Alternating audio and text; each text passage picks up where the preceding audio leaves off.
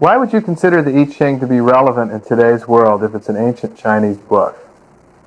Well, the people who put together the I Ching were very interested in change and time, in the same way that our culture since classical Greece has been interested in matter. The people who put together the I Ching were interested in time, and I think they got quite far in their exposition of it.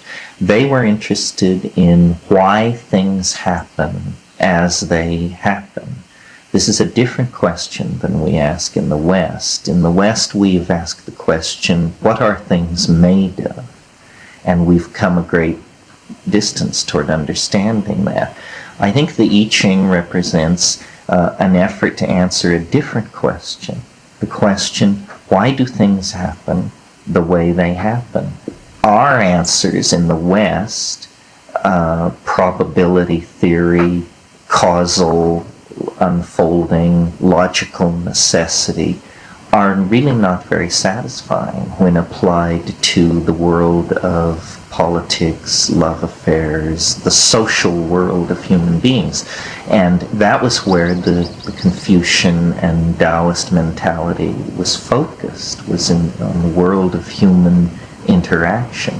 And so rather than viewing the I Ching as a primitive cultural artifact from the distant past, I view it as a arguably very sophisticated cultural artifact, representing a cultural point of view about which we know very little, and in order to understand this point of view, we're going to have to educate ourselves in the worldview of the I Ching, which is very different from the world we're familiar with.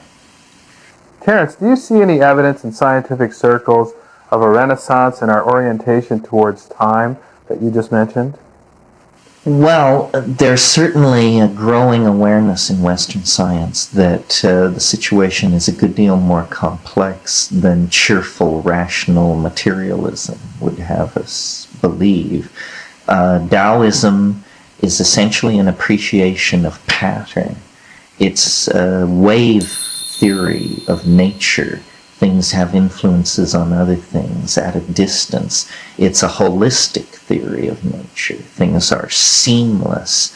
It is an acausal theory of nature. Things are not only connected through logical necessity, but they're connected in other ways through what we would call morphogenetic resonance. So yes, I think science in the 20th century has grown generally more holistic.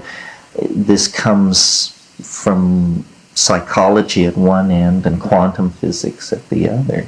And of course, quantum physics and psychology meet in biology. And the I Ching, one of the striking things about it to the Western mind is its incredible isomorphism to the DNA and the way in which molecular coding of hereditary material takes place. What do you know about the impact of the I Ching on the earliest inventors of binary mathematics? Well, the Jesuits penetrated China very early. Gottfried Wilhelm Leibniz, who was a German mathematician and philosopher, best known for, Bertrand Russell said Leibniz invented the smallest form of God. Leibniz invented something called the monad, which was basically the first attempt to solve philosophical problems with holographic matrices. But he was a very wide-ranging thinker, and his Jesuit correspondents sent him, I don't know if they sent him the entire I Ching, but they sent him the table of the hexagrams. And he quickly saw that this could be expressed as a binary number system.